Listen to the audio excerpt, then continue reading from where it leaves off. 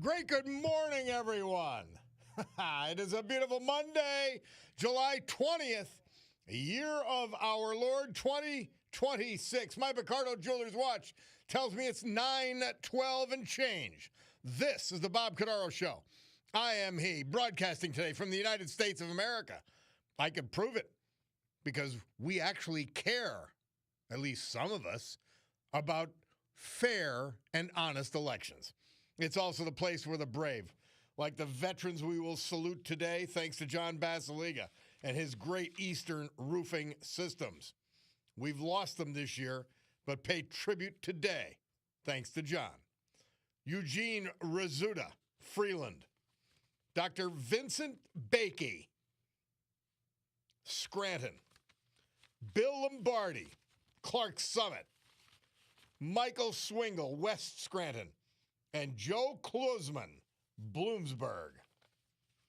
The United States of America, founded with a certain knowledge and understanding by our amazing, irreplaceable, and profoundly wise founding fathers who knew that government should not be, and they made sure that it would never be our parent, our guide, our direction, our salvation. Not any of these things, because they knew that government power would be abused because of human nature.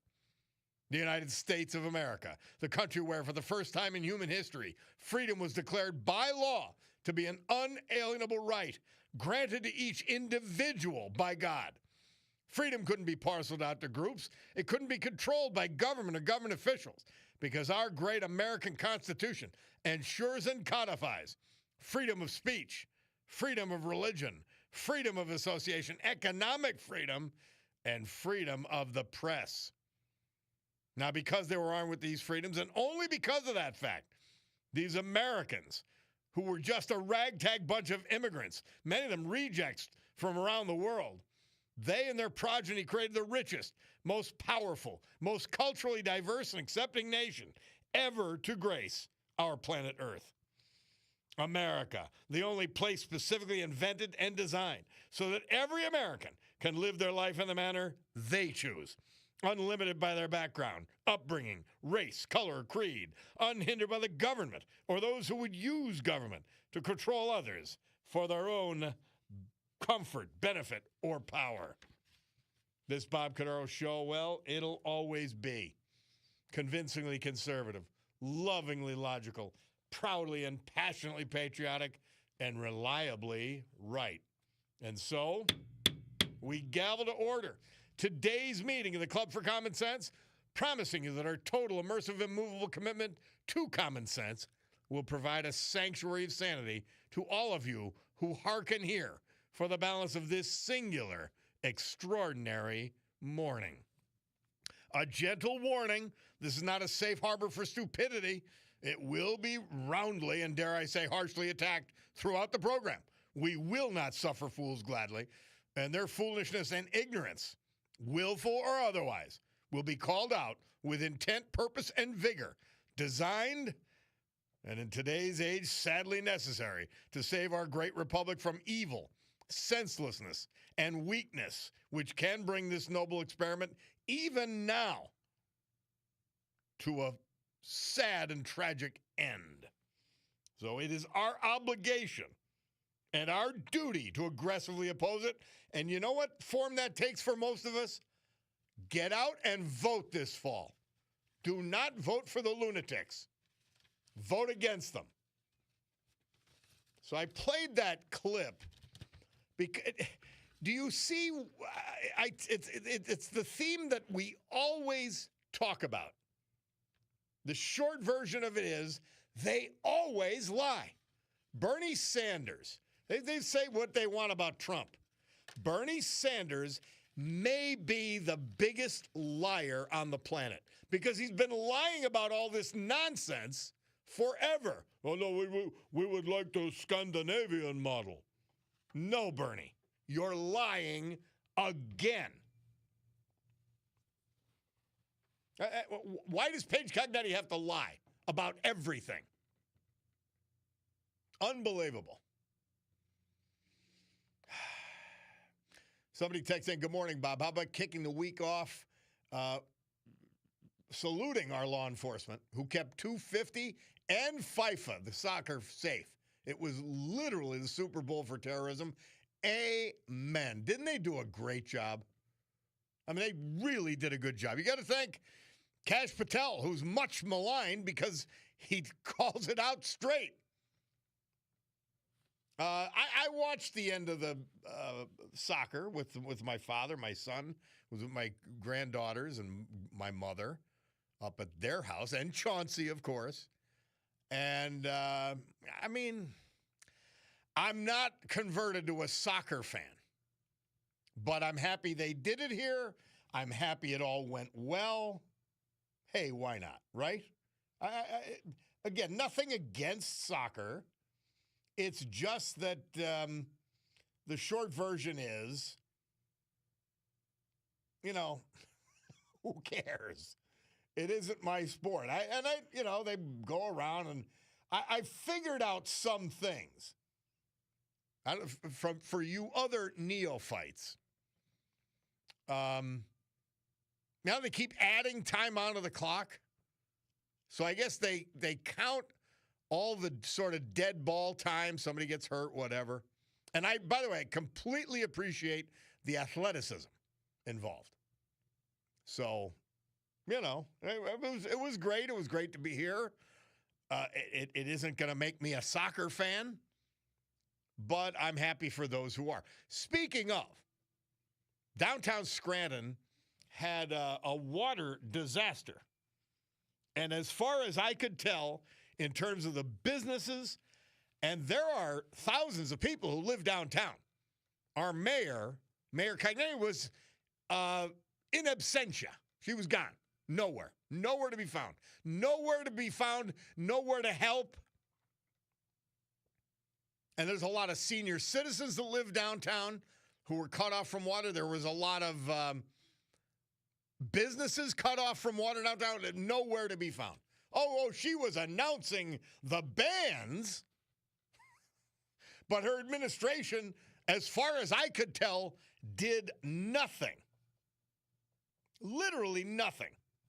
And see, when you don't care about the place you represent, like Paige Cognetti could care less about the city of Scranton, it's reflected in so many ways. So she was MIA for the water disaster that occurred downtown. The break was right in front of City Hall. You just say, but she's too busy campaigning elsewhere. Oh. Nobody knows where the mayor was. Like, nobody. She announced a band or two, or the band on Saturday. So there was a sighting of Mayor Cognetti. She had fundraisers out of town, is what I'm told. I'm not going to, I don't know that to be a fact. But she was nowhere to be found in a massive water outage that really scared a lot of older people, seniors, poorer people, and disrupted a lot of lives. Somebody says Cognetti did nothing for the water disaster because it didn't affect her in Clark Summit. Yeah, it may be true.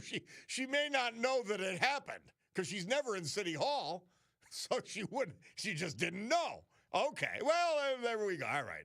As long as she didn't know, then we can understand why she was missing in action. My gosh. And people what? They want more of this? They want more of this insanity? Truly. Quite amazing. All right. We have to take our first commercial break. We want to remind you, you can catch on the live stream. And I've got a white all-time great shirt on today with the American flag and a great tank or a battleship or something. And the live stream is brought to you by our friends at Roach Supply, the premier bath and kitchen supplier in Northeast Pennsylvania. 75 years in business means they're great at what they do. 95-year-old Ron Roach in charge and large, and the Roach family, 3 generations working side by side, making it happen. RoachSupply.com, ROCHE. We'll take a break and be back.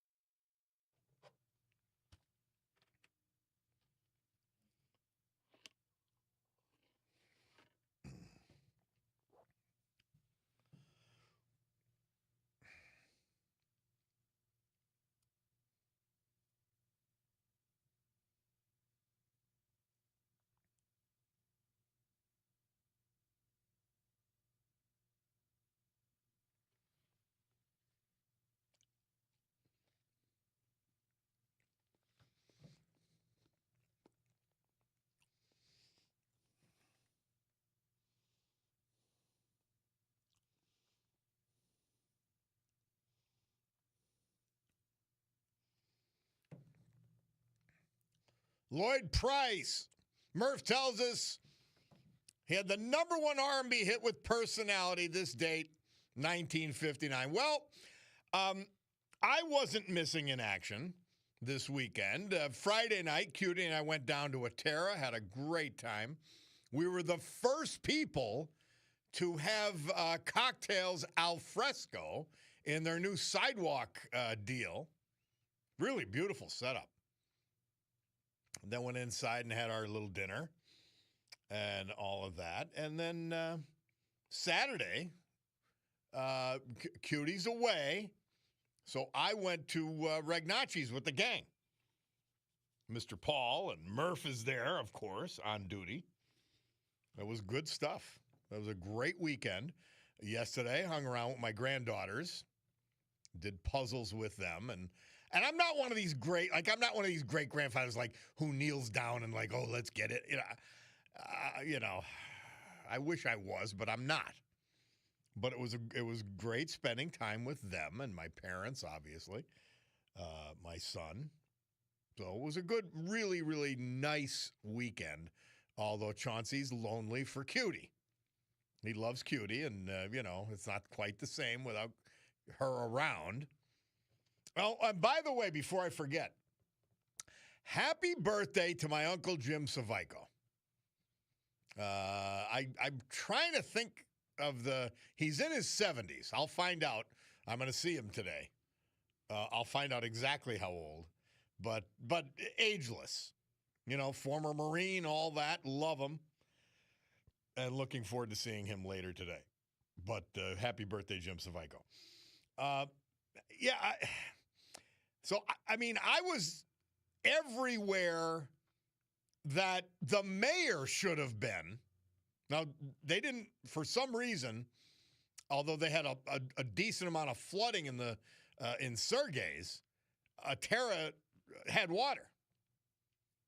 Whatever main you're on, that's how it works. But, the mayor should be all over the place with a hard hat, even for self-preservation. But again, she just doesn't care. She doesn't care about those seniors and old people. Crazy. It's ridiculous. And what is she gonna promise? Oh, I'll ignore you for the agenda of the lunatic left once I'm congressperson also. I mean, that should be her campaign mantra. Oh, yeah, I'll ignore you there, too. I'll just get to ignore more people. Crazy. Absolutely nuts.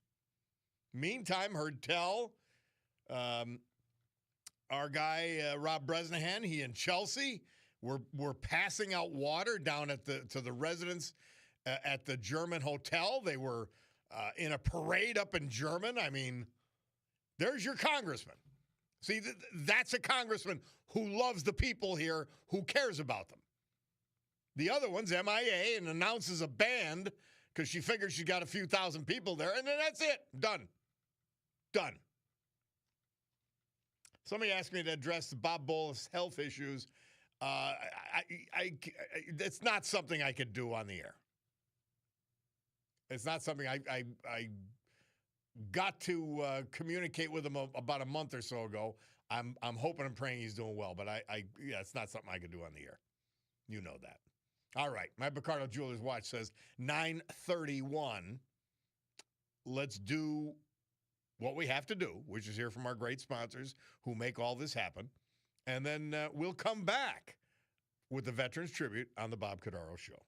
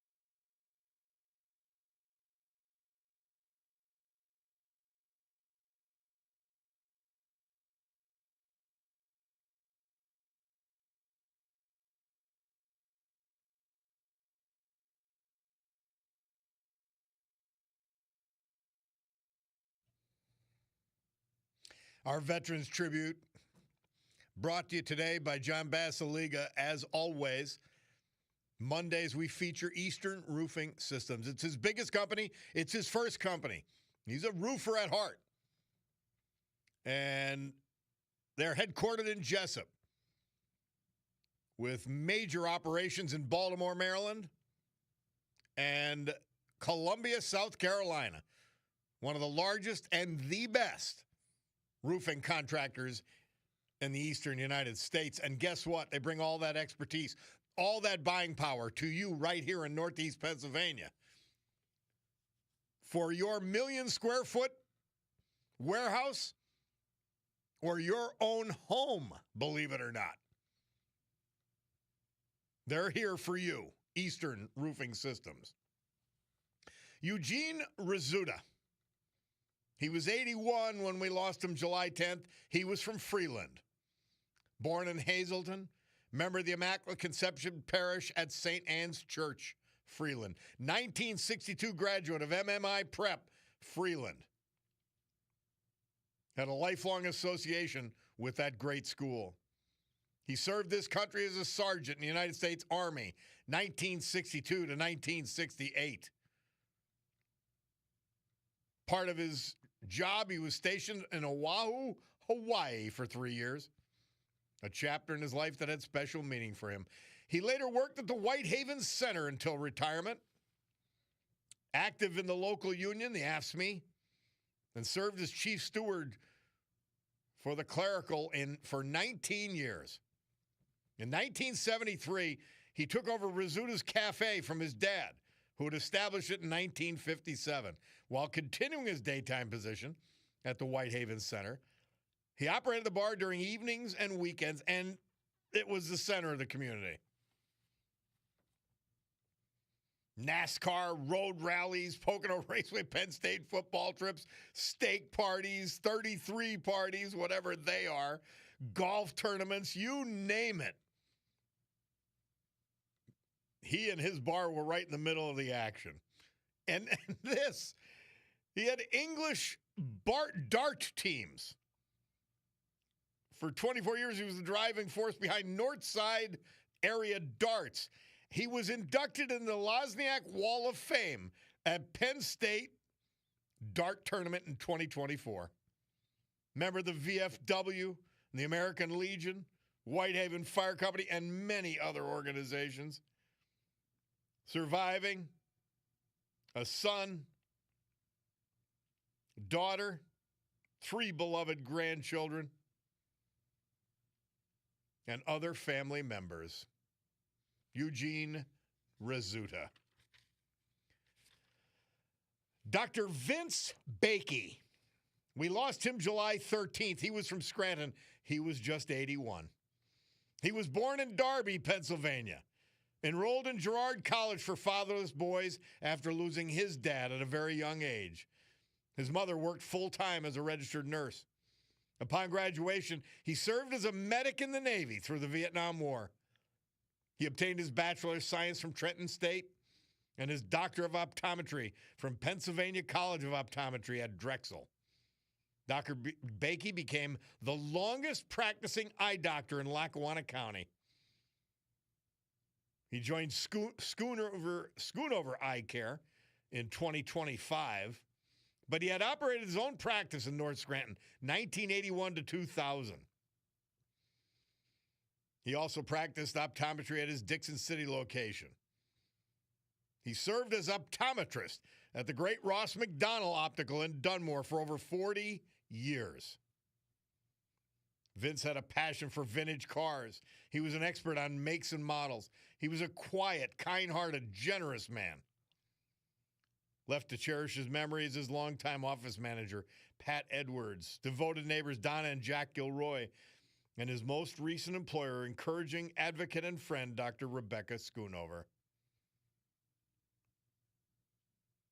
Dr. Vincent Bakey, our great veterans, this hour, brought to you by John Basiliga and Eastern Roofing Systems. AccuWeather forecast brought to you by the gang at Montage Mountain Resort. Another perfect Water Park Day at Montage. Today, mostly sunny, high 84. Tonight, increasing clouds, 67. Tomorrow, a shower in the morning, cloudy, humid, thunderstorms, maybe severe, high 78, low 68. Wednesday, some sunshine with the thunderstorm, humid, high of 79, low 54. Thursday, less humid with plenty of sunshine, 81, low 55. Friday, mostly sunny, high 83, low 56. And that's the weather brought to you by Montage. Montage, when we think of the weather, we think, okay, what can we do at Montage? Well, now it's the water park. It's 66 degrees on the mountain as I speak. And that's your weather brought to you by Montage.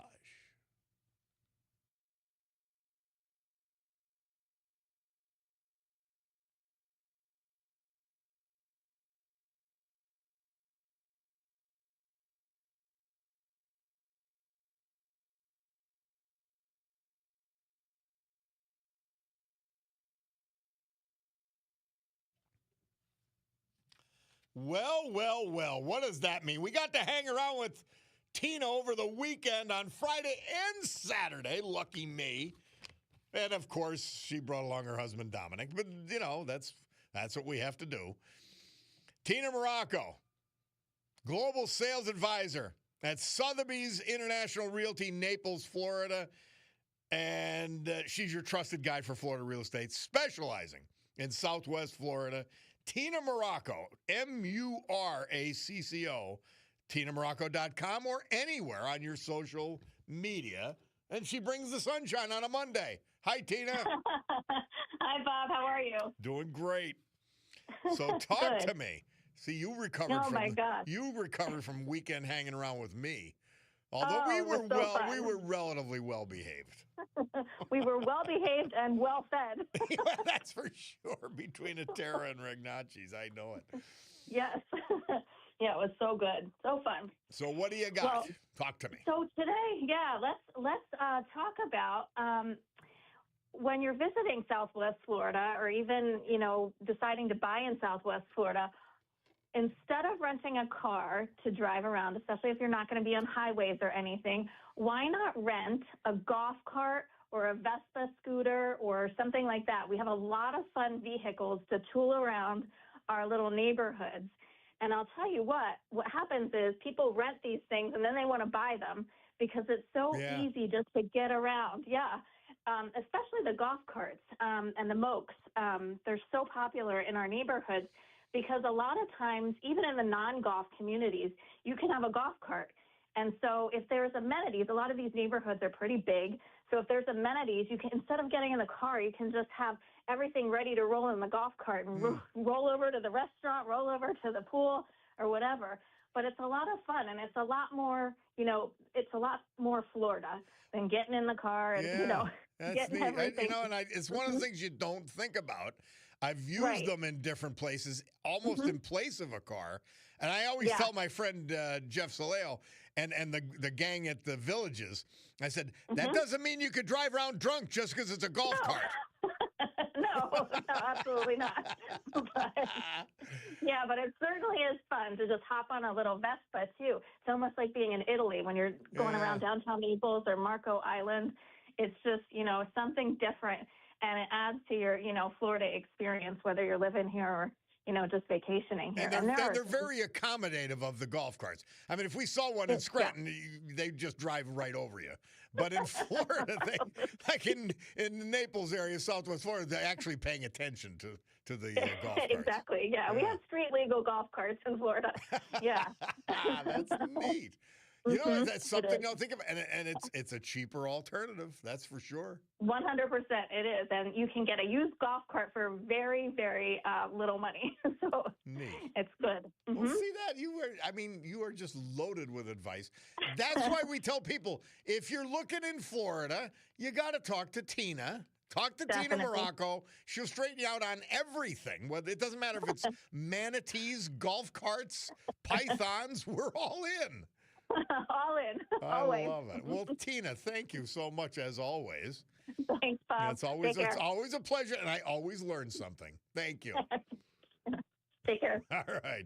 Tina Morocco, Global sales advisor at Sotheby's International Realty, Naples, Florida. You could reach her at Sotheby's Realty in Naples, or go direct, Tina Morocco, MURACCO.com, or Tina Morocco anywhere on social media, your trusted guide to Florida real estate specializing in Southwest Florida.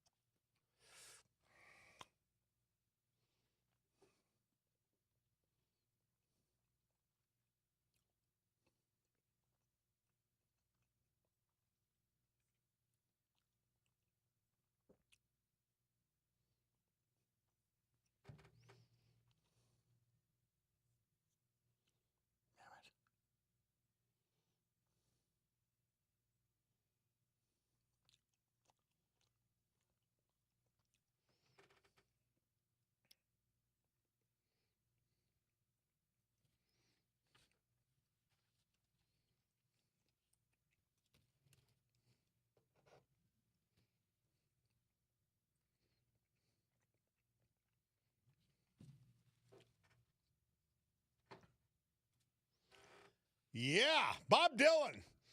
Murph tells us this date, 1965, he released his biggest hit, Like a Rolling Stone, on Columbia Records. Bob Cordaro back with you on the program, and another poet we haven't heard from in a while. Hit it, Bulldog.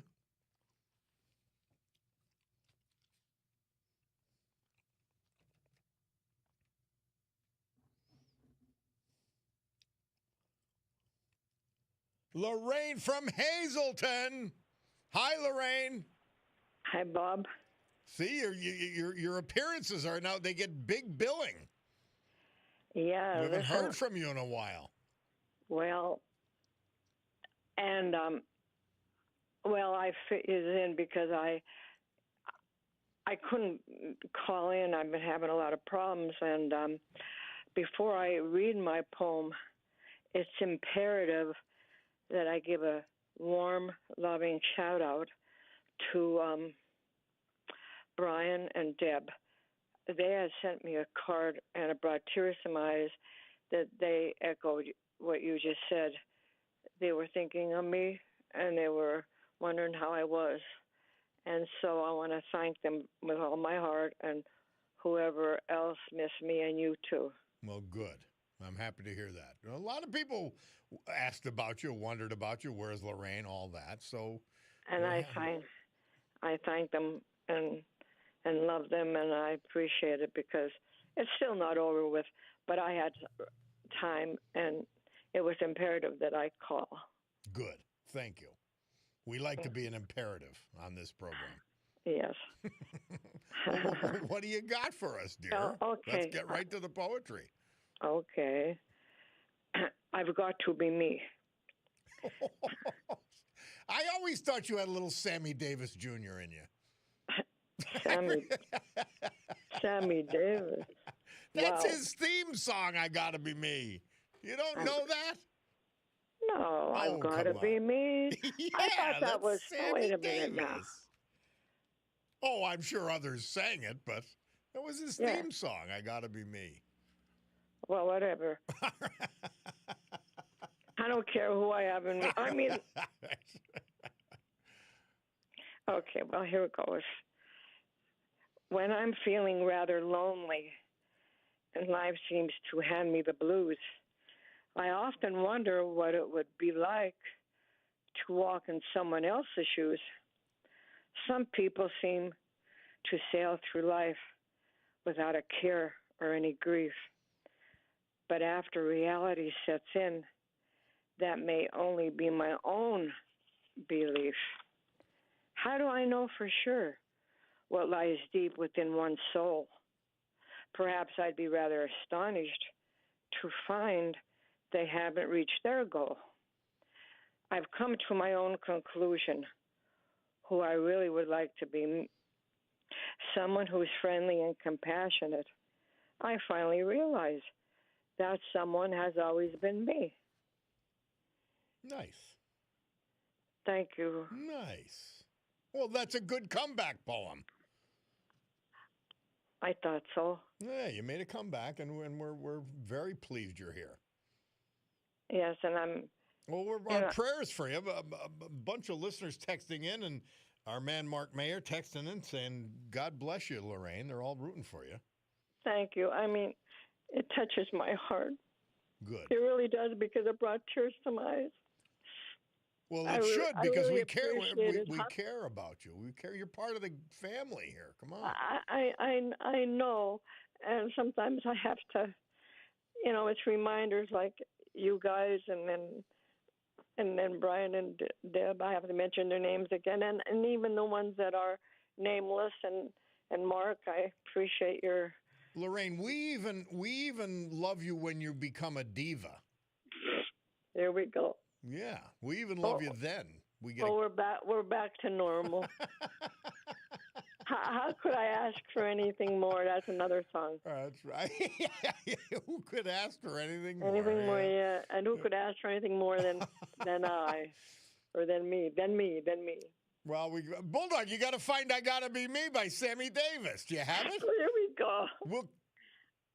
Yeah, we'll close Lorraine's appearance out with her pal, Sammy Davis. Oh, there we go. Something new. You can't tell me you never heard this song. Oh, of course I did. Where do you think I? But from Sammy, right? Or you just somebody else? In all honesty, I thought I heard it, sung by other people. Bob. Yeah, it was from a play or something. Actually, our listeners will update me on. I think it was from a play. Yeah. Well, enough of Sammy Davis. Lorraine called today. Well, we love it, Lorraine. Thank you, my dear. We love you too. And I love you all, and God bless you, and fuzzy wuzzy. Thanks, Lorraine. We appreciate it. Okay. Yeah, okay. So long. All right, honey. We'll talk to you very soon, I hope. Okay, thanks. All right. Well, the sweet Panama Picardo Jewelers watch is rushing to the 10 o'clock hour, which means, of course, we've got to do that. And we've got the news.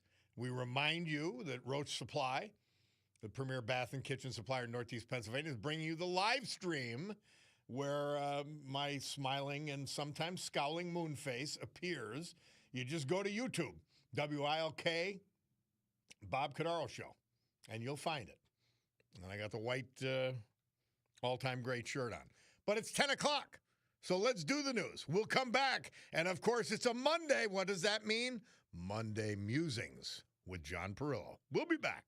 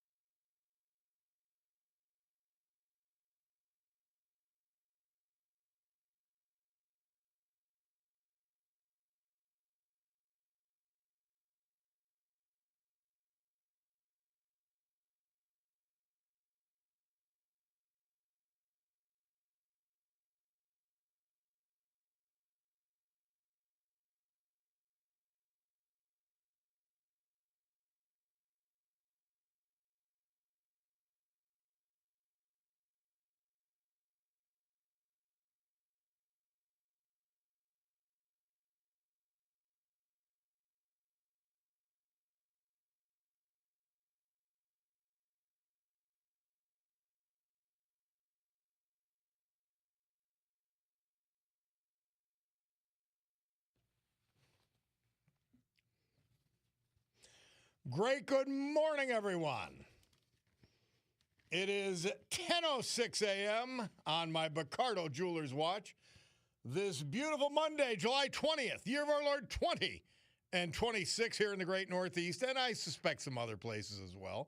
This is the Bob Cordaro Show. I am he, and it's a big day to fight for America, defend our values, and honor, with the help of our man John Basiligue and his great Eastern roofing systems, the brave who have made us and kept us free. People like veterans we've lost this year, but celebrate today thanks to John, like Dr. Vince Bakey, Scranton, Eugene Rizzuta, Freeland, Bill Lombardi, Clark Summit, Michael Swingle, West Scranton, and Joe Klussman, Culpmont, the United States of America.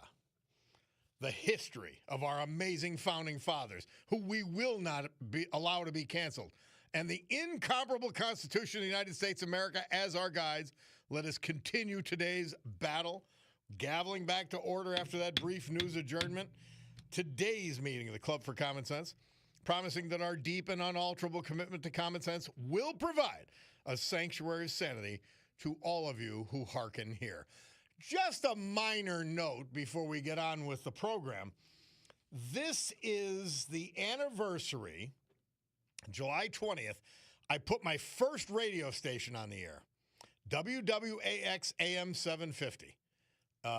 Studios in Oliphant. The tower, unfortunately, up on Cortez Road in Jefferson Township. And we put it on the air this morning on July 20th. Started with a great guy by the name of Jack Griswold, a radio legend. And we were so busy doing all the technical things and everything else that he played Up, Up, and Away as the first song. And that was great. But, yeah, this is what? It's 1987? My gosh, it's almost 40 years. How about that? 39 years in radio, more or less, right?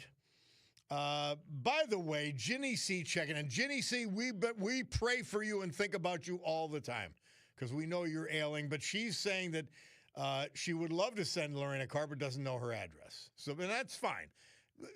Express it here, and we'll get to it, okay? But, yeah, we think about you too, Ginny. Rich from West Pittston texts and he goes, Bob, I saw in a Fox News clip the Democrat Senate debate in Maine. At first, I thought it was an SNL skit before it was obvious it was the real thing. My jaw dropped and I probably had the best belly laugh in a long time. Incredibly pathetic. Ashley Webb looked like Meatloaf in a dress. You know, I couldn't peg. I saw that clip a dozen times in the last few days. And you got to see it, guys. I don't know. I'm guessing, well, it's a man that is transgender to be a woman, that's fine. But she looks just like Meatloaf. I'm trying to nail it down. Who does this woman look like? It's Meatloaf. Exactly. You nailed it, Rich. Thank you for that. By the way, somebody saying thinking that it was awkward that you had asked about Bob Bowles' health. Not at all. I think he'd be very happy that you asked. Don't think about that at all. This is a large, dysfunctional family here. We think about each other. We wonder about each other. We hope for each other. You know that. Hey, quickly, I want to remind you, in addition to 103.1 FM, in addition to 910 AM, 980 AM, in addition to WILKNewsRadio.com, you have live stream. You go to YouTube, WILK Bob Cordaro Show, and that's brought to you by Roach Supply, ROCHE. Premier bath and kitchen supplier in Northeast Pennsylvania. 75 years in business, which means they're just great at what they do. They're honest. They're great to deal with. They know their stuff. Visit Roach Supply, ROCHE, roachsupply.com today, or depending where you are, stop in their store in Honesdale stopping their Chapman supply in South Abington Township. But I digress because it's Monday. And even though we don't do it every Monday, we do it often enough to call it Monday Musings with John Perillo. John, how are you, brother? I'm good. How are you, Bob? Hey, we have another Savico birthday. John is the son-in-law of the international man of mystery, Frank Savico, and his kid brother, Jim Savico. I think he's 75 today. That's my best guess. There you go. Happy birthday. Yeah. Yeah, all right. So, all right. What do you got for us today? Talk to me. Oh, I think we need to take a look at the Democratic Socialists of America, especially after the elections of the mayors in New York and Seattle and Washington, D.C., and this in addition to people like Bernie Sanders and AOC being called the new leaders of the Democratic Party. And Andres Cajuns wrote a summary that I thought was really worth discussing. And I think that this movement is now important enough that we really can't ignore what's happening. The Democratic Party has what's called a +4 net favorability rating, which means that 4% more people view the party favorably than do unfavorably. But the net favorability rating for the Democratic Socialists of America is +17. So they have a better brand, if you will, than the Democrats in general. And they're they're the most popular part of the Democratic Party. And they're the most popular part of the younger Democratic voters by far. How do people get this stupid? I don't get it. I really don't. I mean, it's it's not just, that's not just a lack of education. That is indoctrination. Well, let's listen to them themselves, right? So the Manhattan Institute's Stu Smith was, he reports that the DSA is already, quote, trying to construct a nationwide security apparatus to support its expanding role in street protests and direct action organizing. And they call this group the Red Rabbits Security Commission, and that the group is designed to be, quote, a street-level security force geared towards disruption, confrontation, and resistance to law enforcement, end quote.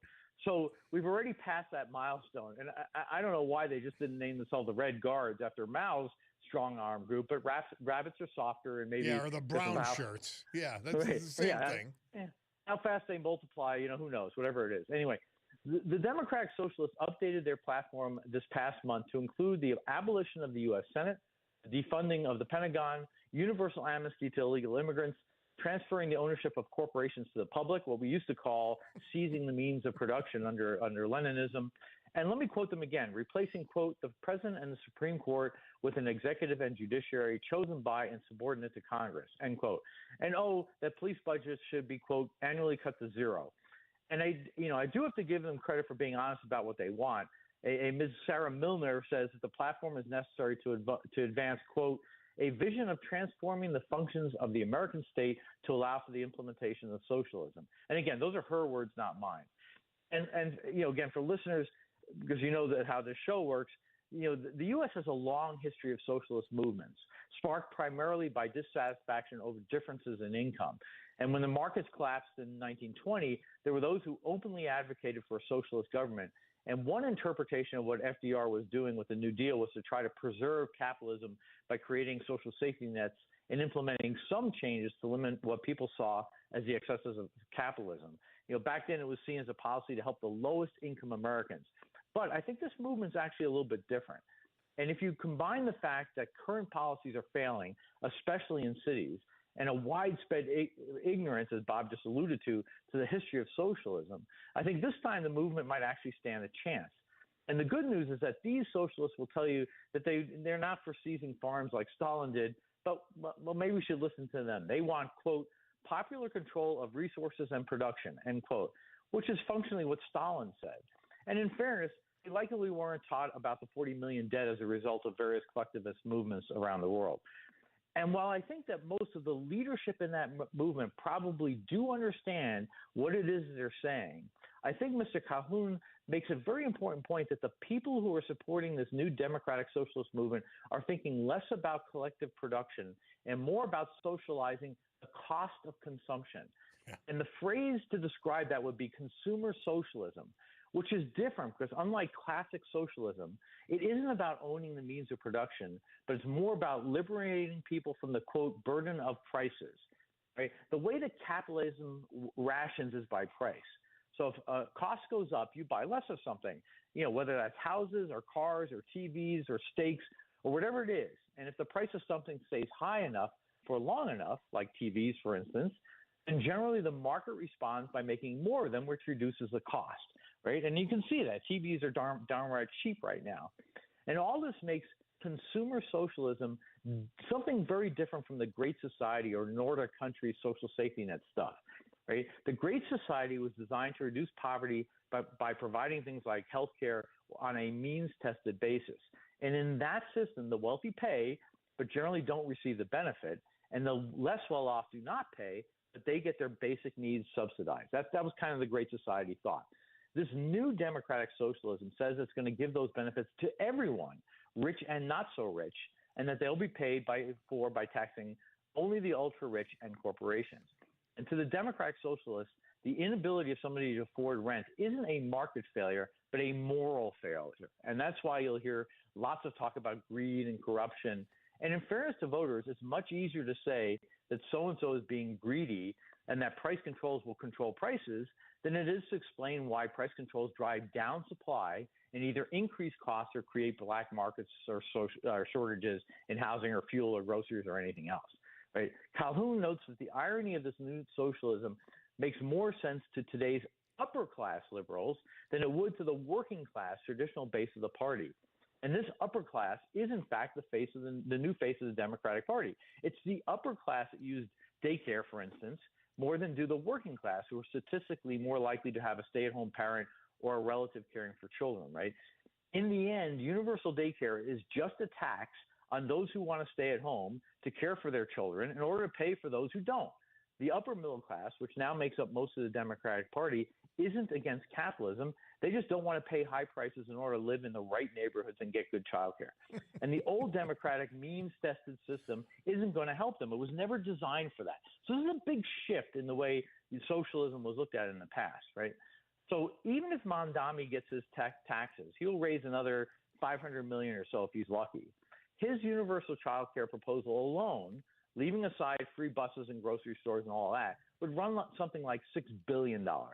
So because cities can't run big deficits, that becomes another restraint on democratic socialists, right? New York ran a program to provide vouchers for housing for low-income people. And no matter what you think of whether that's a good idea or not, that program in 2019 cost $25 million. The cost in 2025 is estimated to be $1.7 billion.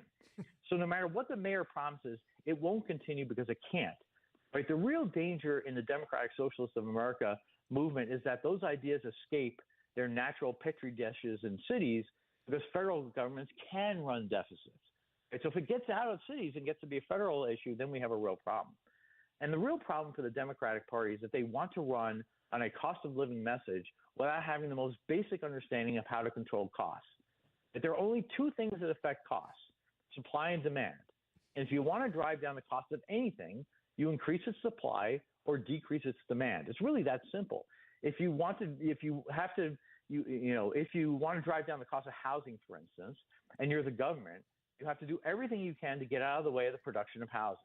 That means decreasing regulations, decreasing tariffs on lumber, taking a careful look at licensing requirements, and eliminating anything that makes building houses harder. You don't allow zoning to get in the way of building of homes. And I'm not saying I support any of that, but that's how you drive down the restrictions to building houses.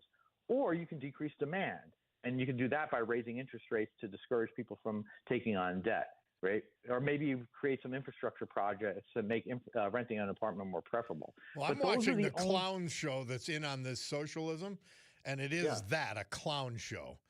They actually embarrass the bar in Star Wars. And I watched this clown show, and most of them don't want to work at a real job either. They are really averse to working or earning or merit at any level. Yeah, I think there is something to that, but I also think if you look at this new shift towards the upper middle class being the new Democratic Party, there's a fundamental misunderstanding of what it takes to what drives costs, and I think that's precisely what happened to healthcare costs after Obamacare, for instance, right? No matter what anyone says, healthcare or childcare or anything like that is no different than a donut. If you have 3 children and 1 donut, you can either give one child a donut or you can cut it into 3 pieces and give everyone less. And if you want all your children to have universal donuts, you have to buy 3 donuts. You have to increase the supply of donuts to meet the increased demand. And what we did in healthcare and what we're talking about doing in housing, right, is that we gave this idea that all the children could have a donut, but we didn't buy any more of them. And what that did is it increased the competition for the one donut. And I know you're not going to believe this, but when you do that, the price goes up, right? Somebody calling eating donuts a right doesn't increase the supply of donuts, right? The children without the donuts can scream all they want about not getting one. They should get one. It's their right to eat donuts. But unless they have 3 donuts, somebody isn't going to get one. It's that simple. And if you try to solve that universal right to have a donut by telling the babysitter that you're going to have to dock their pay in order to pay for more donuts, the babysitter goes and finds another family to work for. The babysitter, the people with money, will leave. There's no donut fairy. Right? And the Democratic Socialists of America, they're not a donut fairy either. Right? So the answer to the movement is, as always, education. But I think, conservatives giving up on cities is also a mistake, right? When those in our own party want to own companies or parts of companies or advocate for price controls, we as conservatives need to object loudly to those elements of socialism as well. It's important to make our case that the best thing for cities, for education, for lower income families is more market freedom, right? That's how we drive down prices. That's how we've always driven down prices. That's what makes Americans so prosperous. And the alternative is to make Lenin or Stalin or Mao proud, right? Which is the direction we're kind of heading. So, and isn't it fascinating that healthcare, housing, all increasing and daycare, all increasing dramatically in terms of cost because government is more involved. It's like, do you idiots get anything? I just, it's frightening, absolutely frightening. Yeah. I'm going to go buy some more donuts because I like donuts, right? But that's how – think about the analogy, right? There is no difference between any of those things Bob mentioned and donuts. Either you have them or you don't. Increased supply drives down cost. Holding the supply constant and increase in demand drives up cost. That's exactly what Bob just said. So nothing changes. It's the same stuff. And by the way, add 20 million illegals and housing really does go up. Well, what you did when you did that is you live somewhere. Right. You increased demand without increasing supply. Yep. It's very simple. There's only 2 levers you can pull. Frightening. This is why I say Bernie Sanders, because he's the oldest, is the dumbest person on the planet.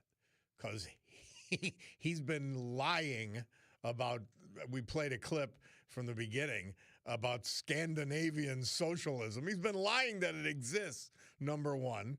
They point out that it doesn't exist, the people from Scandinavia, and that he's given them a bad rap. And this idiot just keeps saying the same things over and over and over again as though it's going to make it true. John Perillo, thank you, my man. Appreciate it, brother. All right. Always. Hope you have a great week. And I appreciate, again, time talking to you all. And I hope you have a great week. And we'll see you next week if it all goes well. All right, brother. Have a good week. 10:25 on my Picardo Jewelers Watch. We'll take a break and be back.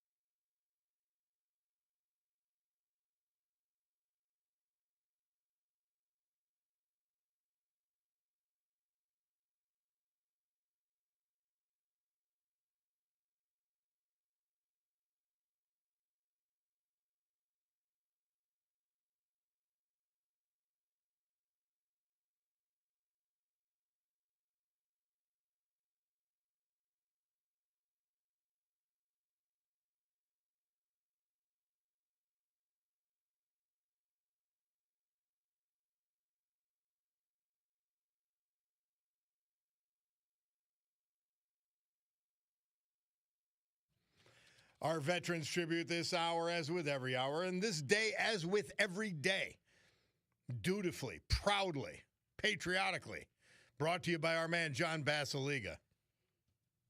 Let me tell you about John.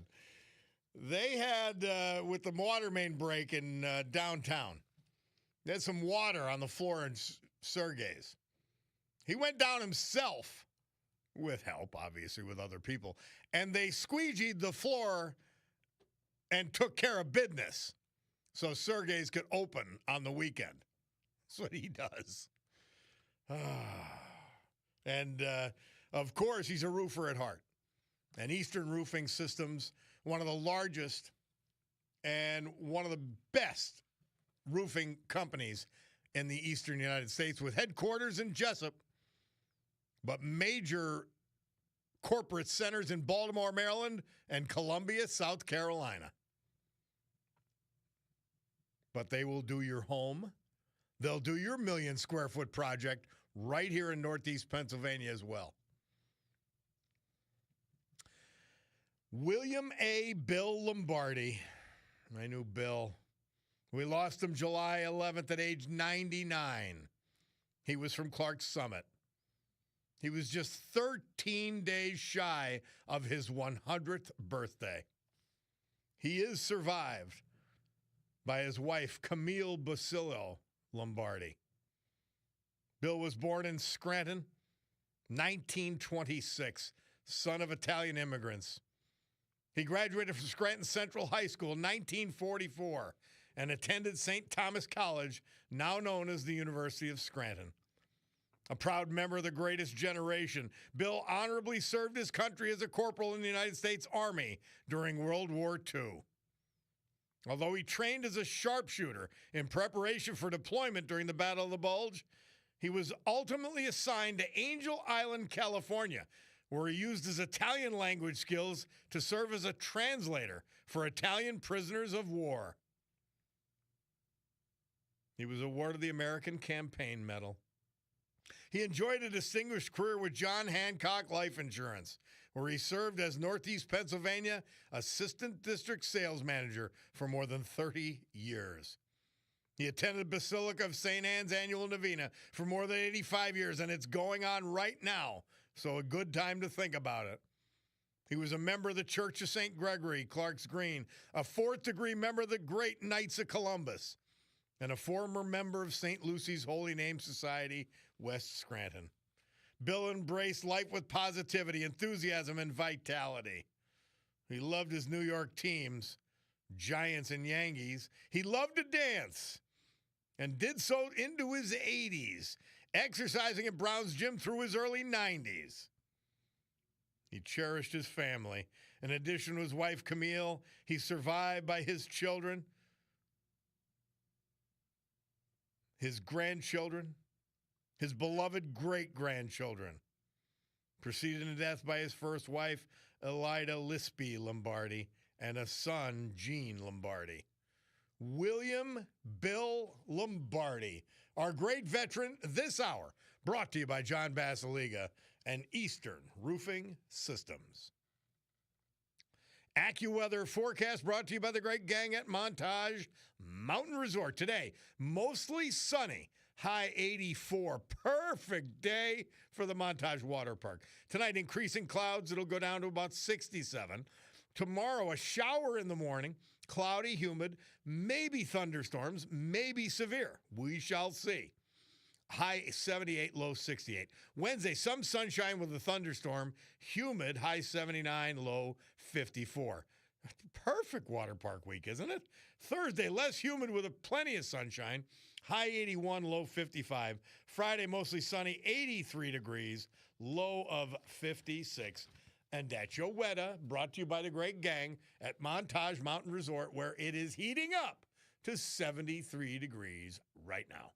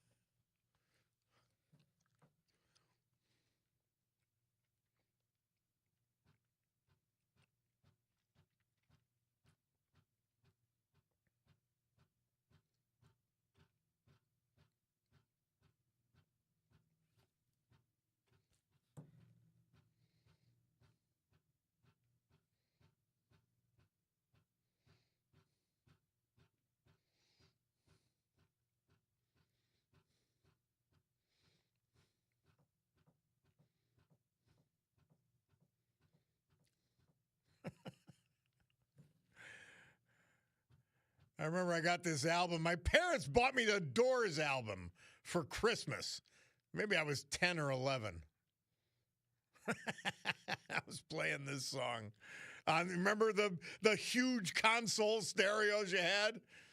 It was like the biggest piece of furniture in the house other than you didn't have king-size beds back then. But this date, 1968, the Doors moved up from number 22 to number 8 with Hello, I Love You, Murph tells us. Bob Cordaro back on the program. Well, Mark the Shark from Hazelton keeps me grounded in the classics and classic thought as well. So today it's Petrarch, scholar and poet. He says, to be able to say how much you love is to love but little. All right. Hey, somebody says, text in, everyone who supports socialism thinks they're going to be the people with their boots on the neck of others rather than the reverse, which is more than likely true. Tom from Dallas says socialist Democrats could take all the New York billionaires' total wealth and would only run the state's budget for 3.5 years, and that's at the current budget, not including any of the crazy freebies added, like free health care, free buses, and free child care. There will never be enough money. Never for these idiots. It's just stupid. Now, and people say, well, what do you call names for? What do you want me to call something? A view of life, an agenda, like our fool Mayor of Scranton has, that she wants to spread throughout the whole 8th congressional district. What do you want me to call them? They don't understand anything. They don't even make an effort. Now think of this. I want you to think of this. And by the way, these Democrats, and I'm watching even Fox do it. Moderate Democrats. Who are they? I want to know who they are. So you look at, and thanks to G Dunk for sending this in, and obviously it was also touched on, the platform of the Democrat Socialists of America. First of all, they're communists. Anything else is a lie. So they want to get rid of the Senate. Now that's the socialists. That's the communists, the ones who are not afraid to call themselves communists. Now, they want to get rid of the United States Senate. Okay. What do the mainstream moderate Democrats want to do? They want to expand the Senate by adding Puerto Rico and Washington, D.C. as states so they have permanent control of the U.S. Senate. Same thing. Now, please, show me the daylight there. Next, they want to get rid of the Supreme Court because there shouldn't be people, blah, blah, blah, all that. Okay? What does the moderate Democrat want to do? He wants to pack the Supreme Court so they have permanent control over the court. Please, give me the daylight here. The Democrat Socialists of America platform says that they want amnesty for all immigrants. Well, what did the Biden administration do? They opened the border to anyone who wanted to come across.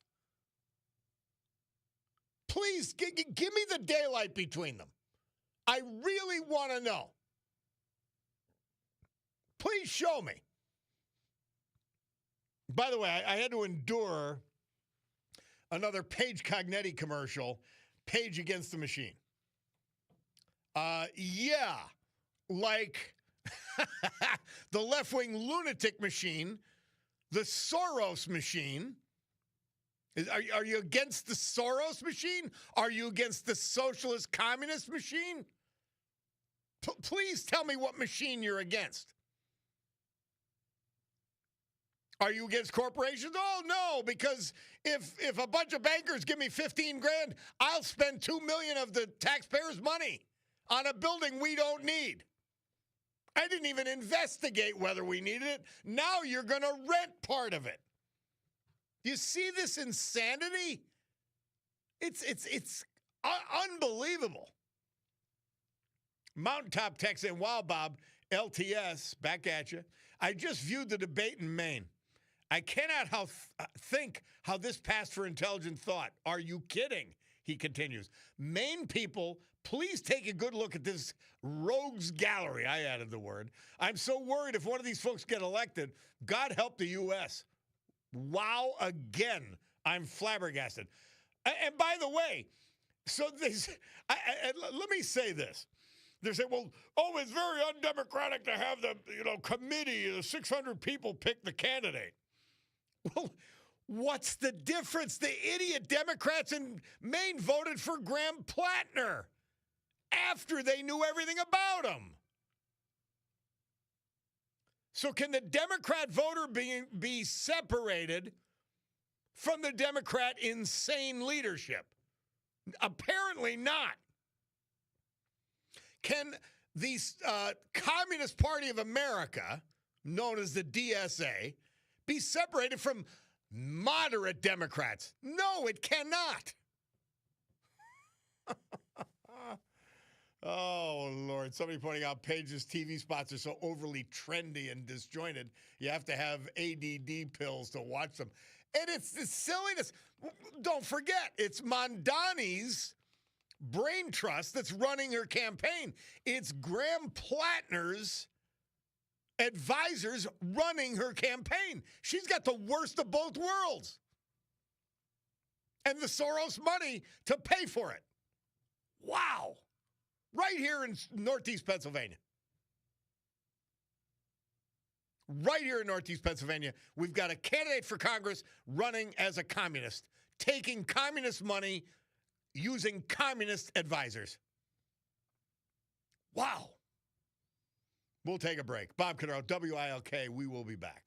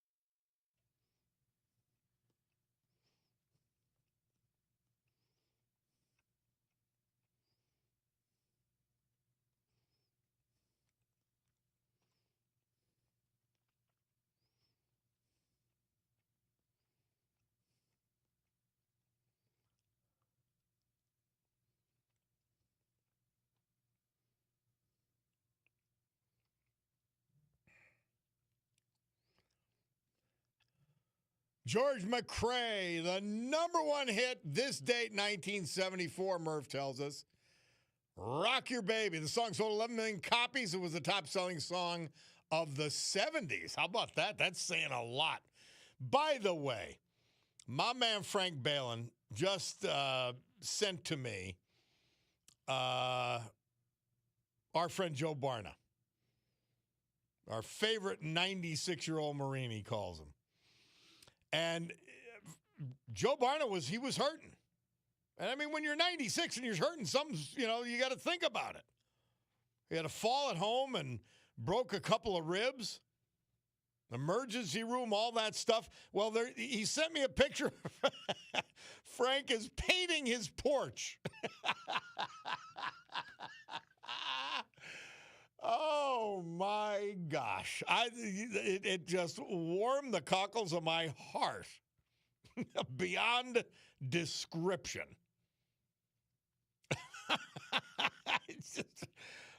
Joe Barna, you are something else. Anyway, by the way, my Uncle Jim Savico is going to be 78, or is 78 today. Brother Mike pointing out about the Hitler assassination attempt. We played that in the history in the first hour. But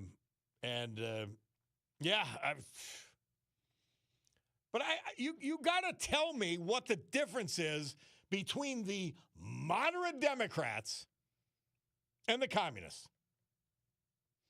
They both want to obliterate the Senate. They both want to destroy the Supreme Court. They both want illegal immigrants flowing into this country without any checks. Criminals and everything. That's what they want. They both want to defund the police. They both want to limit our military. Talk to me. Tell me. Give me the difference, please. Now, I've got to say it because it's so insane.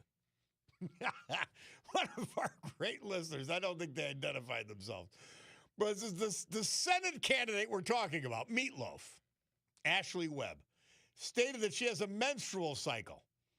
But because she has male genitalia, she menstruates through her anus. Do you see where you go with these people? You go to Looneyville. This is the Democrat Party. But colonoscopies and doctors prove this 1,000% incorrect. Yet she doubled and tripled down on her statement. These are insane people. Somebody takes in Bob LTS, big fan of the Veterans Tributes. Well, back at you. You should check out a YouTube video of comedian Alan King and his take on how the word survived is used in married men's obituaries. Once you hear it, you'll never forget it when reading an obit. We're going to have to look that up because Alan King was one of my favorites. He really was a great comedian. Bulldog, look for that. Alan King. The word survived. Bulldog, you hearing me? See, he doesn't even acknowledge me. He's supposed to be working together. I see him through the glass, and now he acknowledges me. Because he might be eating or doing something else more important. That's what's going on here. Anyway, we'll look for Alan King because I know he's got a funny take on just about everything. Oh, boy, oh, boy. Anyway, as we head to the top of the hour on my Bacardo's watch, next hour, we're gonna be talking with Jill Murray. And Jill Murray is the president of Lackawanna College. And they've just done a big-time merger, finished it up. They've got a master's degree program she wants to talk about. And I'm looking forward to hearing about it all. But first, we got to do the news. And you know what time we do the news. We do it at noon. And after that, we hear the weather. And then we come back. But all this brought to you on live stream by Roach Supply, premier bath and kitchen supplier in Northeast Pennsylvania. 75 years in business. And the hour brought to you by our friend Tina Morocco, global advisor at Naples, Florida operation of Sotheby's. And, of course, you could reach her at Tina Morocco, MURACCO.com, or anywhere Tina Morocco on social media. She's your trusted guide for Florida real estate, specializing in Southwest Florida. Don't forget that. All right. It's time, 11 o'clock. Let's hear the news. We'll come back with Jill Murray from Lackawanna College.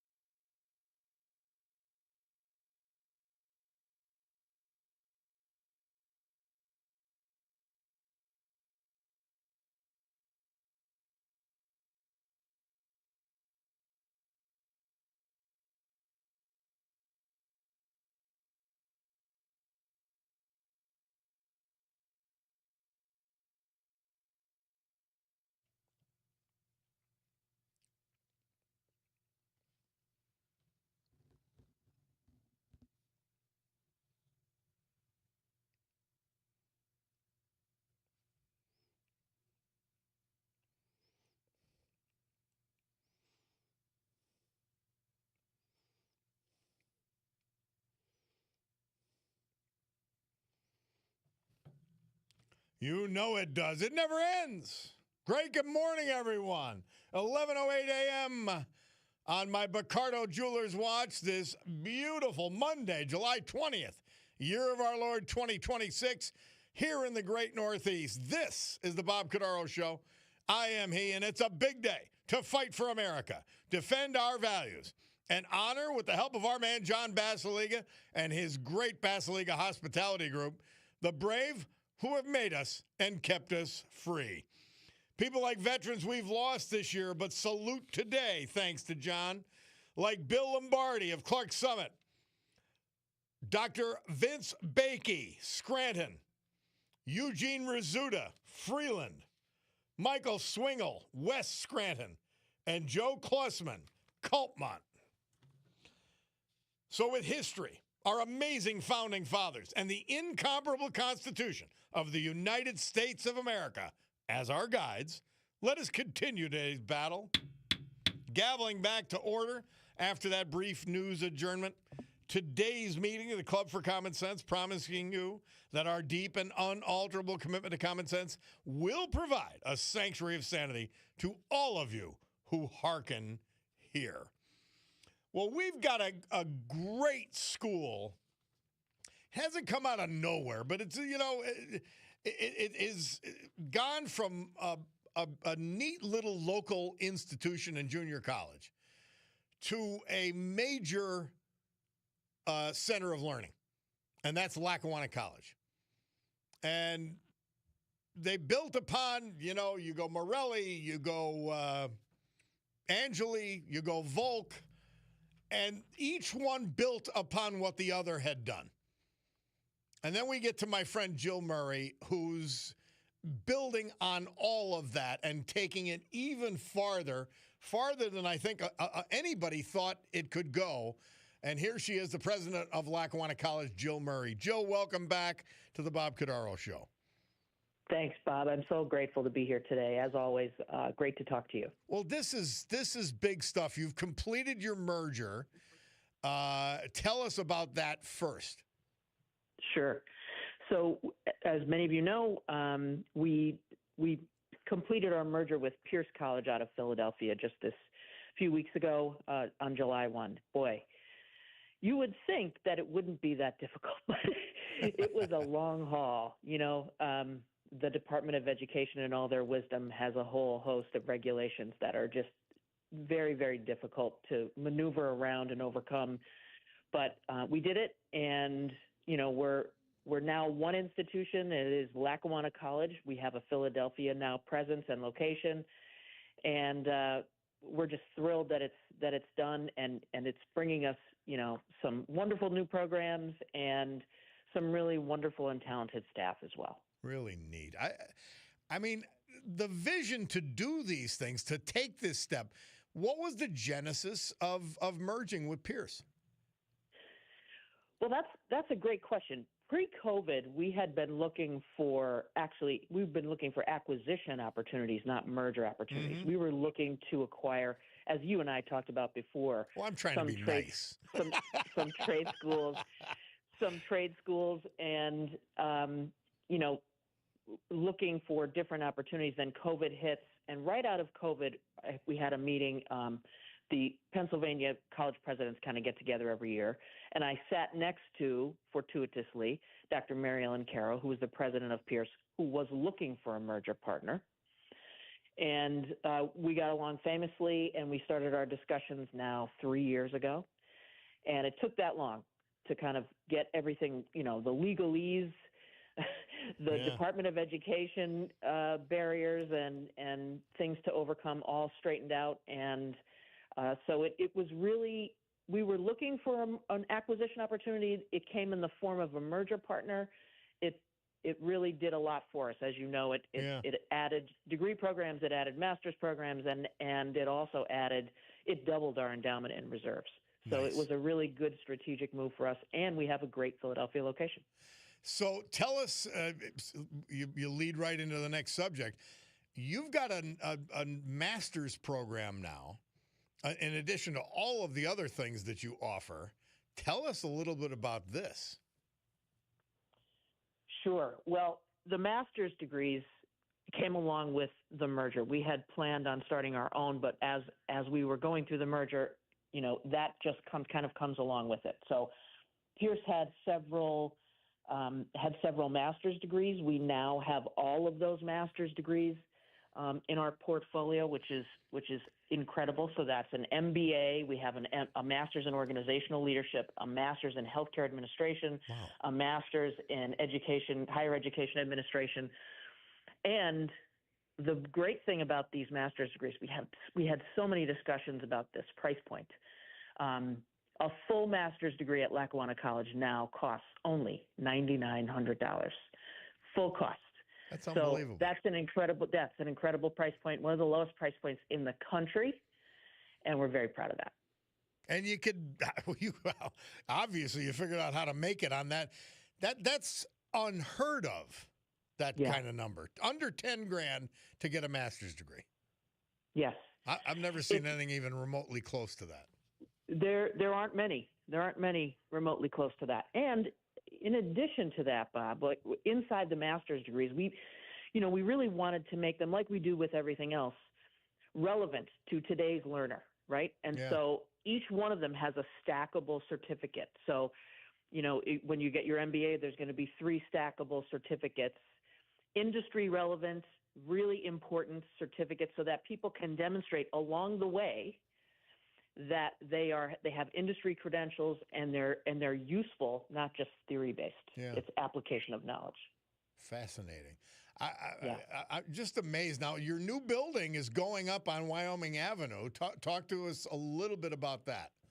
Sure. Furiously, construction is happening, which thank goodness. We never thought we'd get that moving. So it's our Center for Technology Innovation. That is where we're housing a lot of our cutting-edge technology programs. Our advanced automotive program is going to be in there because as well as I do, if you're working on cars these days, you're working on computers. Yeah. And so all of the relevant technology spaces and trade-based education with regard to automotive is going to be in that building. We have our Security Operations Center, which looks like you're going into like some kind of NASA lab. It's for cybersecurity and emergency response, which is really incredible. It's going to be an incredible center. We're going to have a lot of community-based emergency trainings there, and dry runs for cybersecurity hacks, and that's a really cutting-edge program for us. Probably one of our the interest in cybersecurity has just exploded, and so we're thrilled about that. And then we also have our. Pardon me? Necessarily so. Oh, necessarily so, right? The battlefield, although we're certainly in the war in the Middle East, the battlefield constantly is cyber, right? The battlefield is constantly online. So we're in the midst of that and really trying to help all sectors of the cybersecurity industry. And then, of course, we have our robotics program. That is a cutting-edge program as well. You should see the robots in this place. With our corporate partners kind of donating these robots. But almost every sector of industry and trades now is using some form of robotics and electronics to get these things operating. And so that building on Wyoming Avenue will house technology, automotive, cyber, and energy as well. Jill Murray, president of Lackawanna College, is my guest. Their expansion into Philadelphia and into really dynamic areas of programming, from master's degree to technology. Anything else? I mean, could you have possibly done anything else? Yeah. I have lots to say to you, Bob, as I always do. Wow. We just opened a ribbon cutting this summer for all 3 of our trade-based locations. So that's in Allentown, Bethlehem, right across from the airport, Lehigh Valley Airport. That has sorry. Someone is trying to get into my office. I apologize. Has okay. Trade-based programs in Allentown, radio. Bethlehem. We're used to it. It's live radio. Chambersburg and Greensburg. And we plan to open several more trade-based locations across the Commonwealth of Pennsylvania. Fascinating stuff. Well, fascinating and great. And we love having Lackawanna College in Northeast Pennsylvania, a very, very vital and dynamic part of the community and the economy. So we thank you, Jill Murray, for plunging forward and doing all these great things. And wish you the best of luck and can't wait to your next conquest. Thanks so much, Bob. Thanks so much, and thanks for all you do as well. All right. Jill Murray, Lackawanna College. She's the Presidente. We'll take a break. We'll be back. It's the Bob Cordaro Show.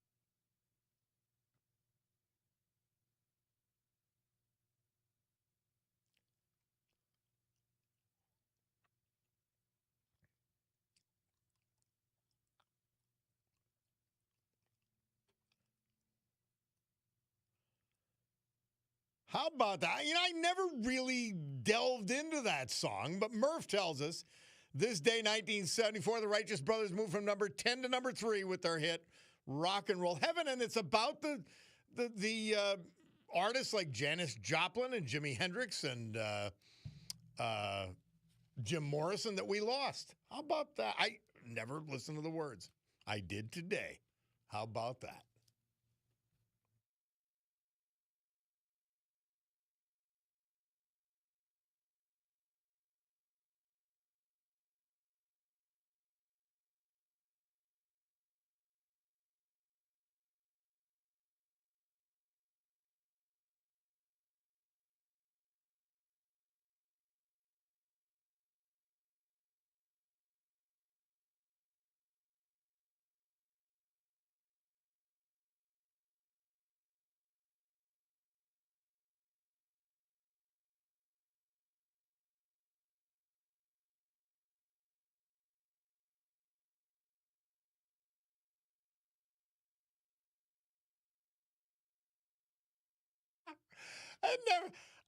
The foolishness of the Green Ridge Neighborhood Association never seeks to make it makes me laugh every time.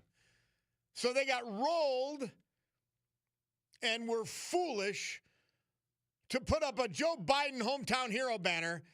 They found out, no, they're only for veterans, and Joe Biden's not a veteran. In fact, he dodged service multiple times.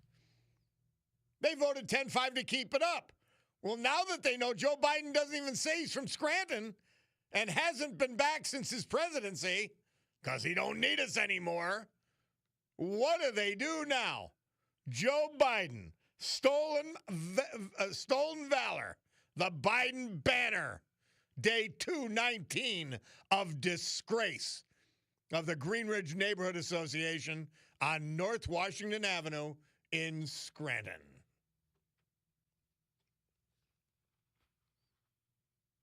By the way, you just let's go from the idiots who voted to keep that banner up to this fool, Mondami.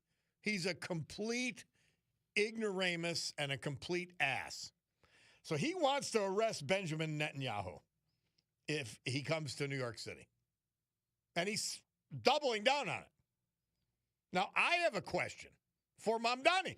And is there any honest media in New York City?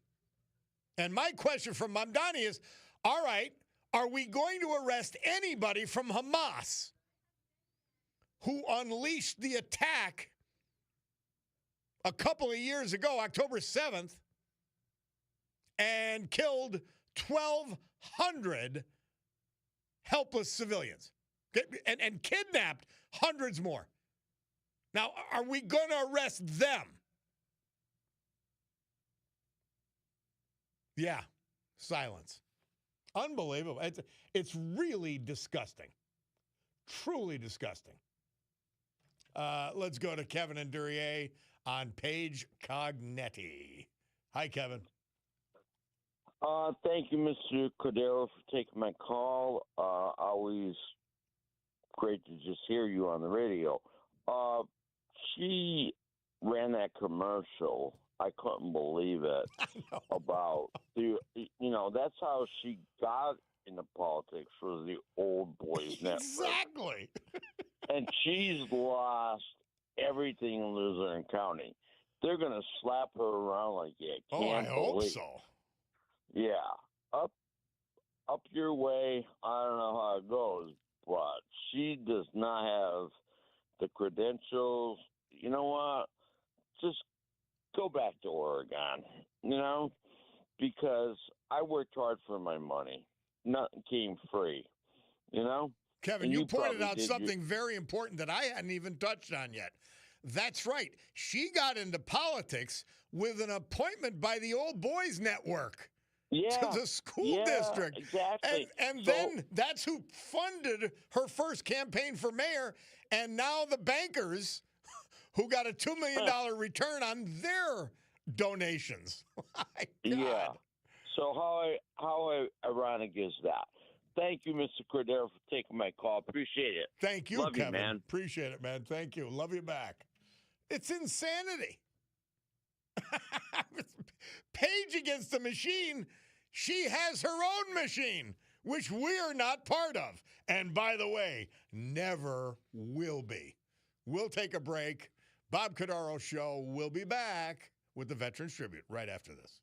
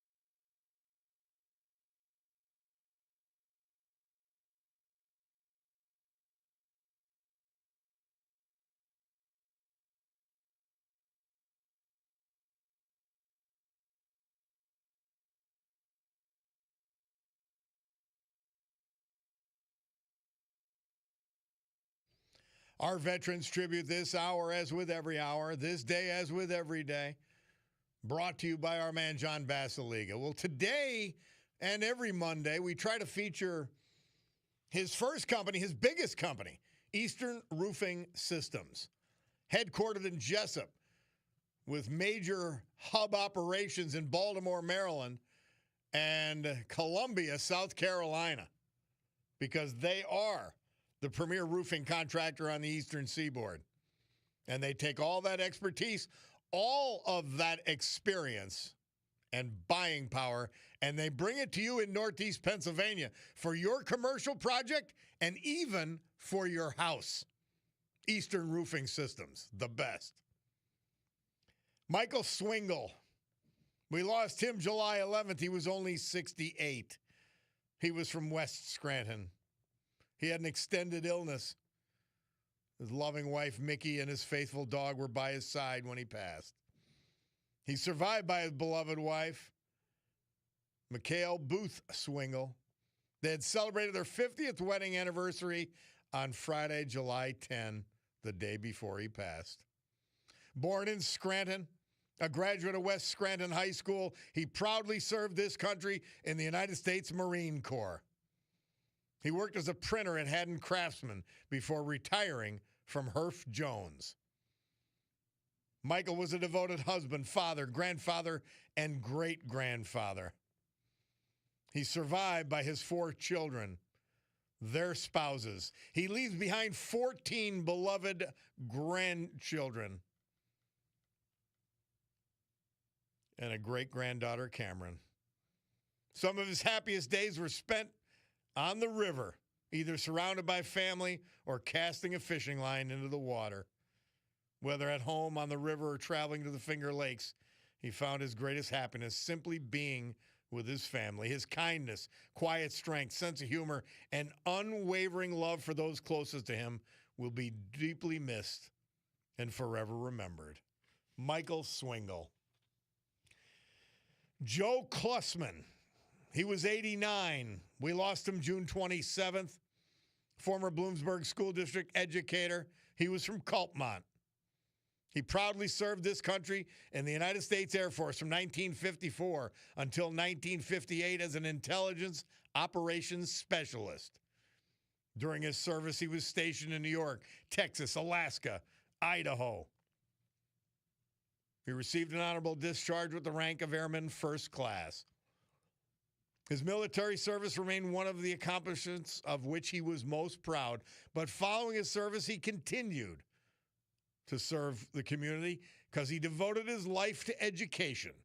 He earned a Bachelor of Science in Education from Bloomsburg University and a Master of Science in Education from Bucknell, while continuing professional studies throughout his career. More than 4 decades with the Bloomsburg Area School District, high school mathematics teacher, head of the mathematics department, assistant principal, and then finally as principal until his retirement in 2007. He also helped with the Boy Scouts in Culpmont. In 1963, he married the love of his life, the former Pauline Selesky. Together, they shared 53 wonderful years of marriage until she passed in 2016. John will be remembered for his kind, gentle, humble, and respectful nature. Surviving his son, John Joe Klussman Jr., 3 grandchildren. He was preceded in death by his beloved wife, Pauline, and his parents. John Joe Klussman. Our great veterans this hour, brought to you by John Basiliga and the Great Eastern Roofing Systems. AccuWeather forecast brought to you by the great gang at Montage Mountain Resort, where it is, again, another perfect week for the water park. Today, mostly sunny, 84 degrees. Tonight, increasing clouds, 67 is the low. Tomorrow, a shower in the morning, cloudy, humid, could be thunderstorms, and the high will be 78, low 68. Wednesday, some sunshine with a thunderstorm possible, humid, high is 79, low 54. Thursday, less humid with plenty of sunshine, 81 degrees, low of 55. Friday, mostly sunny, high 83, low 56. So it's a pretty good time and pretty good week to go to the water park. Take the kids, take the grandkids, take yourself, the nieces, the nephews, and get up there and enjoy a great day. Because right now it's 75 degrees and perfect up at Montage Mountain.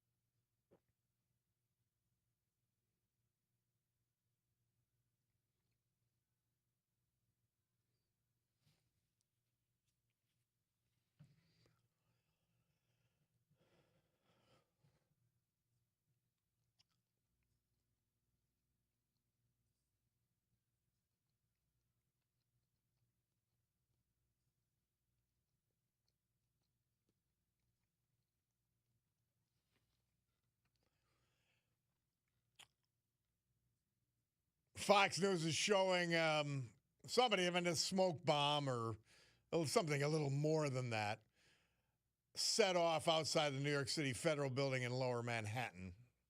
Doesn't look like there's any injuries, and it looks like they got the jackass who did it.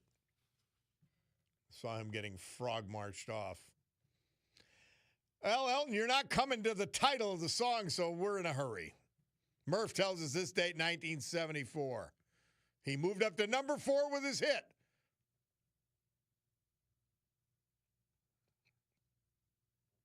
Almost like I planned it, isn't it? Don't let the sun go down on me. We're back. Let's go to Joe from Allentown. Joe, how are you?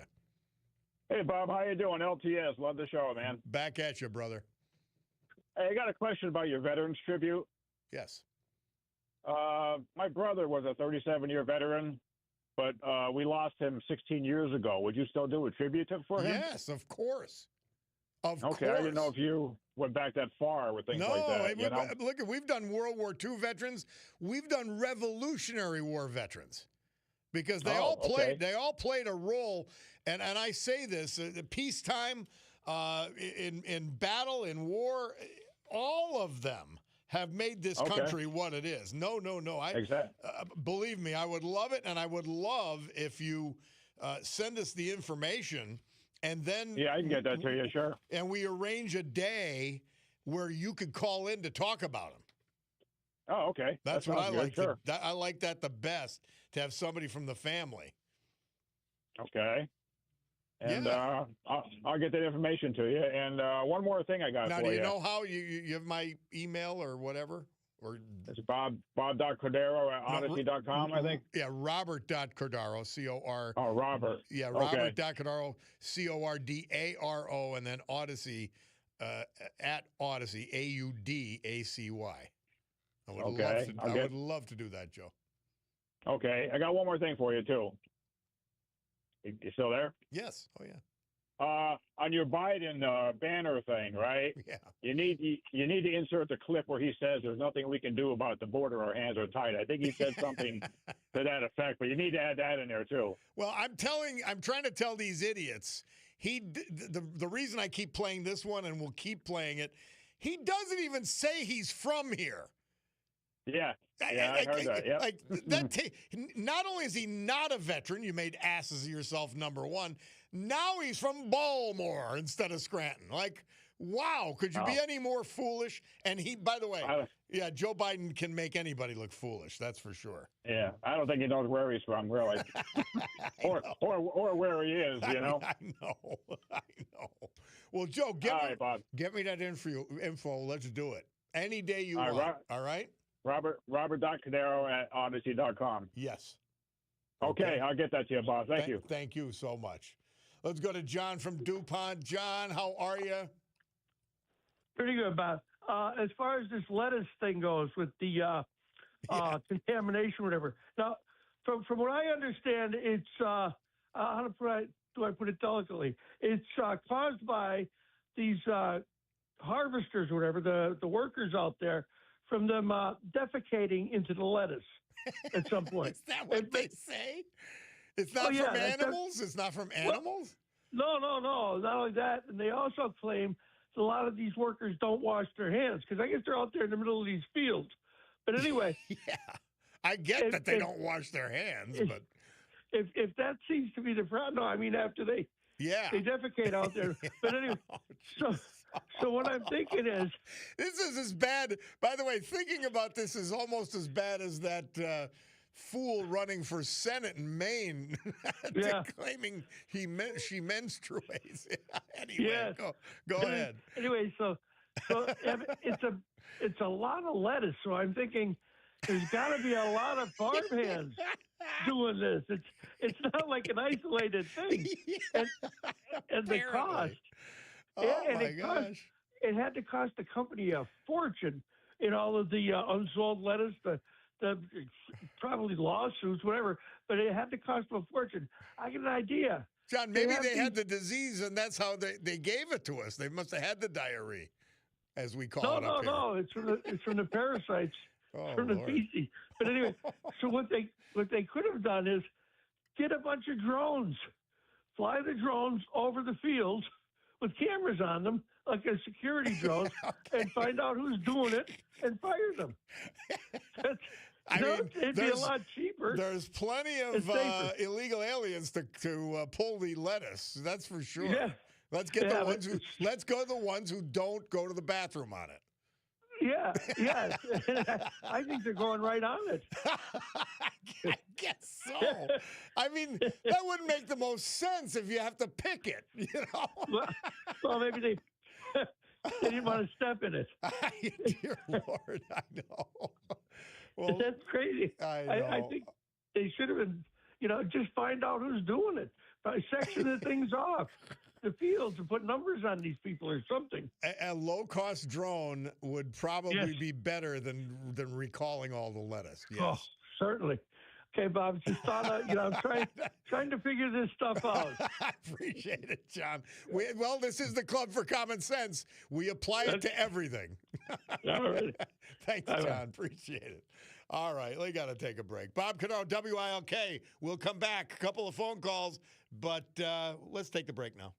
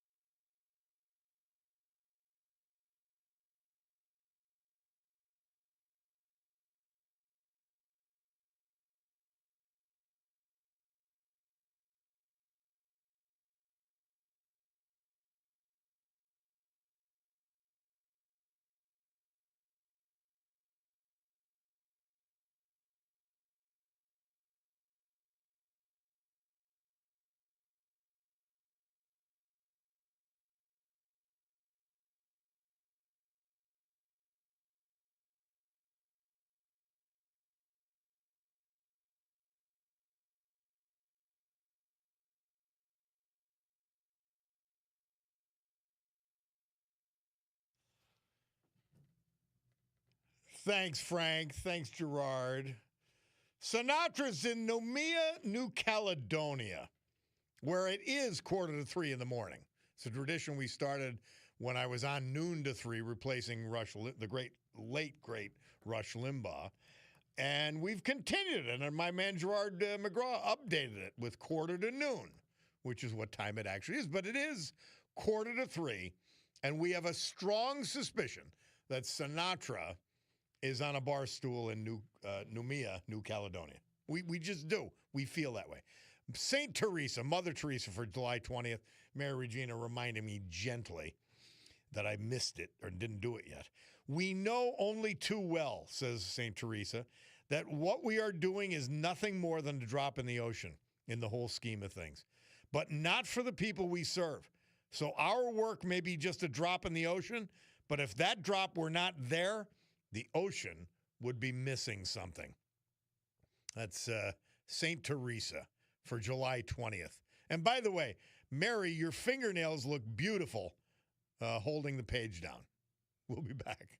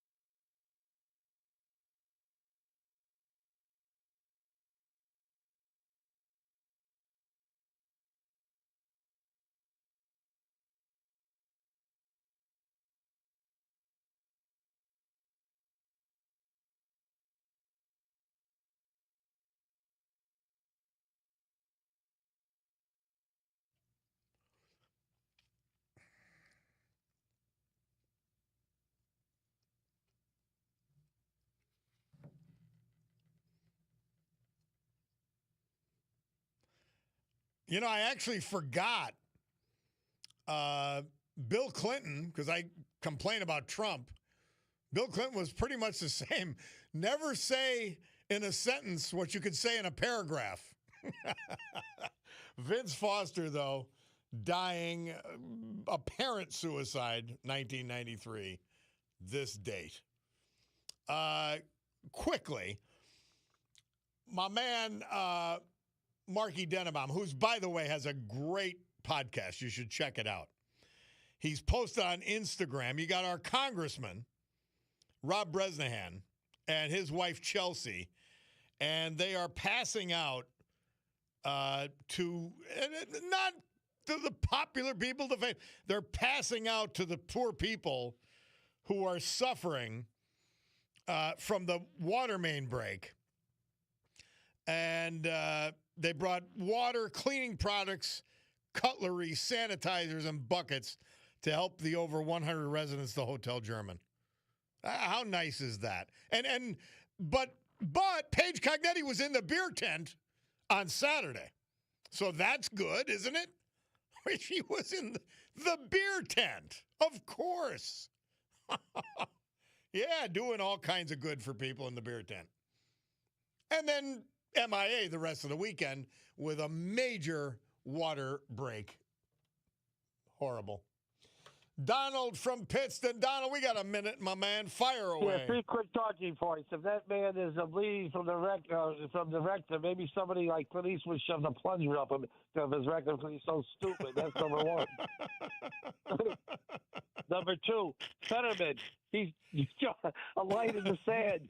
He said he's going to they're calling a genocide of state Israel and a terrorist state. He's leaving. He's going to be independent. Well, he's going to do it. I think he's setting it up because he can only run as an independent. Number 3 talking point. He said that Biden said that Trump would ruin the Republican Party, and Biden went so far left, like you said, Star Trek left, that he destroyed the Democratic Party. There was nobody home, and the communists took over. So that's it for today, Bob. And you're right, Don. Once, Donald, when you let the beast out of the bag, they're going to run. And that's exactly what the lunatic left Nobody doing. home. The guy was too old for the job. And then they took over. That's it. Now the communists got it. I point this out, though, Donald. Van Jones, just for example, Carville. Right. Van Jones saying they're nuts and regressive. Yeah, we know that. But how about your mainstream Democrats who want to expand the Senate by making Puerto Rico and Washington, D.C. states, who want to pack the Supreme Court and ruin that body as well, and who want an open border just like the communists? There's no difference. No daylight. The party's gone. They're not giving it back. They're fighting for that party. Yep. So Schumer, that Democratic Party's gone. It's now a communist party. Yep. So we have to fight them as Republicans and independents and keep the country sane. Amen. Amen. Donald, always a pleasure. Thank you. Thank you. All right, brother. Now, somebody trying to tell a joke. And I always tell you, I say the jokes around here. A lot of lettuce sent on a crappy situation. LTS. LTS back at you. But I'm the one. I'm in charge of the humor here, even if it's really dry. Roach Supply, thank you for bringing the all of this on live stream on YouTube. And they are the premier bath and kitchen supplier in Northeast Pennsylvania. They're located in Honesdale. They're located with Chapman Supply in South Abington Township. 75 years in business. You could either go to one of their stores or look up Roach Supply, ROCHE, supply.com, and you'll know that they're the best. They just are. All right, guys, look at my Bacardo Jewelers watch says it's 12 o'clock and change, which means I got to go. The Sue Henry Show next, the Rob O'Donnell Show after that. For now, I've got to gavel to close today's meeting of the Club for Common Sense. God willing, I'll be with you tomorrow, but for now, we say adios.